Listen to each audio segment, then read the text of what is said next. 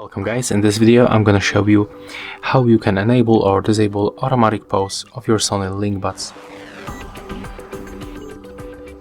Okay, so I'm talking about this feature when you take them out of the ears and the music stops playing. If you want to manage this function, you have to open the Sony headphones application.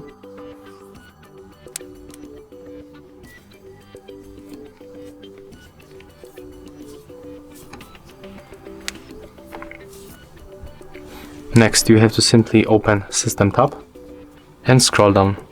And as you can see, this feature appears right here.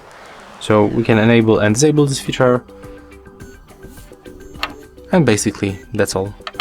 You can just tap on the switcher to adjust this function. If you find this video helpful, remember to leave a like, comment and subscribe.